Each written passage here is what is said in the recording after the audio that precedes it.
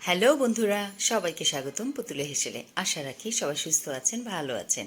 তো আজকে বন্ধুদের জন্য নিয়ে আসলাম দারুণ একটি মজার বড়া রেসিপি। বড়া বা পাকোড়া, এটা কিন্তু সবসময়ই আমাদের ভালো লাগে, এবং সেটা যদি হয় খুবই খুবই খুবই ঘরে থাকা জিনিস, এবং খুব কি বলবো, একদম হাতের কাছে একটা পাওয়া জিনিস দিয়ে কিন্তু অত্যন্ত মুখরোচক এবং চটপটা স্বাদের, তাহলে তো কথাই নেই। সেটি হলো লাল শাক। এই যে দেখুন লাল শাক।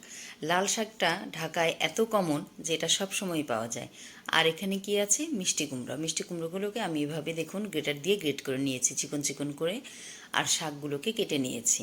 তো এটা দিয়েই চলুন আজকে বড়া বানাবো। ঠান্ডা ঠান্ডা ওয়েদারে কিন্তু এরকম একটা বড়া খুব ভালো লাগে, একদম বিকালে স্ন্যাক্সে চায়ের সাথে কিন্তু একদম জমে যায়। আর যদি ভাতের সাথে খাই সেটাও ভালো লাগবে। তো এই জন্য আমি শাক নিয়েছি, শাকগুলোকেই যেইভাবে কুচি করেছি, খুব বেশি বড়ও নয় ছোটও নয়। সাথে মিষ্টি কুমড়া দিয়ে দিলাম, আর দিয়ে দিচ্ছি এখানে পরিমাণ মতন পেঁয়াজ কুচি। পেঁয়াজ কুচিটা আপনাদের ইচ্ছা মতন দিবেন, কেউ বেশি খেতে চাইলে বেশি দিতে পারেন। আর দিচ্ছি এখানে রসুন কুচি, সেটাও আপনারা ইচ্ছা অনুযায়ী দিতে পারেন। কেউ একটু বেশি খেতে চাইলে বেশি, তবে একটু বেশি দিলে ভালোই লাগবে, খারাপ লাগবে না। তো এখানে পেঁয়াজ কুচি, রসুন কুচি, আর দিয়ে দিচ্ছি কাঁচামরিচ কুচি। একদমই আমাদের বাসায় সব সময় থাকে এটা।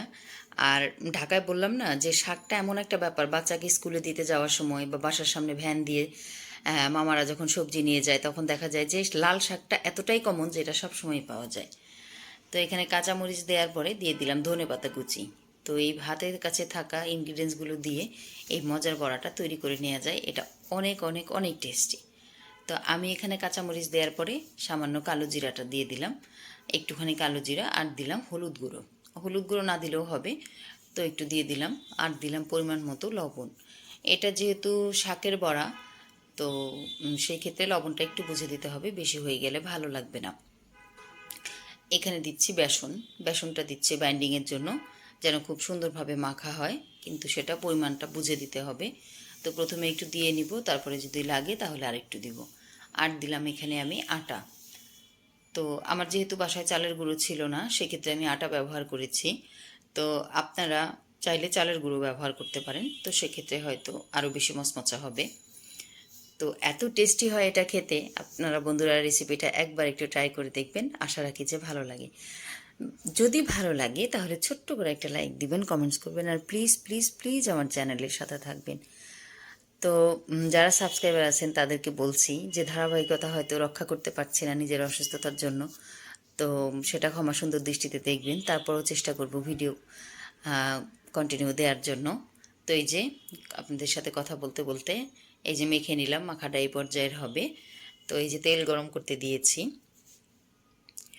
তো এখন আমি তেলটা আরেকটু গরম হলে এই যে বড়াগুলোকে এভাবে যে যেরকম শেপ দিতে চান সেই শেপে এখানে তেলের মধ্যে এভাবে দিয়ে দিবেন।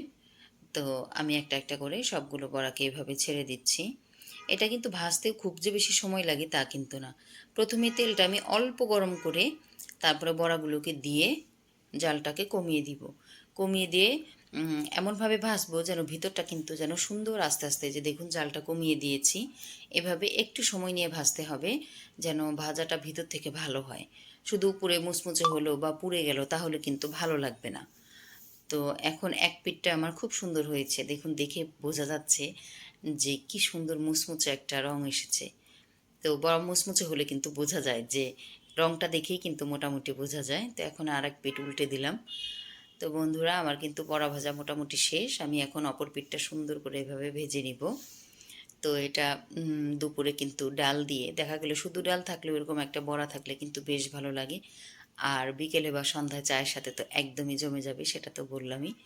তো বড়া ভাজা বন্ধুরা আমার একদম কমপ্লিট। এখন আমি তুলে নিব, তুলে পরিবেশন করব। তো যাওয়ার আগে বলছি, বন্ধুরা সবাই সুস্থ থাকবেন, ভালো থাকবেন, নতুন নতুন রেসিপি নিয়ে আসবো। এই যে দেখুন কতটা মুচমুচে, আর রংটা দেখুন এত সুন্দর, আর খেতেও কিন্তু খুব টেস্টি হয়। বাচ্চাদের জন্য এটা তো অনেক বেশি উপকারী, যেহেতু এখানে লাল শাক মিষ্টি কুমড়ো দুটোই আছে। তো এই যে আমি সবগুলো বড়াকে এভাবে তুলে নিলাম। এখন একটু পরিবেশন করে আপনাদেরকে দেখাই। খুব সুন্দর, খেতে খুব ভালো লাগে বন্ধুরা। তো সবাই ভালো থাকবেন, সুস্থ থাকবেন, নতুন নতুন রেসিপি নিয়ে আসবো।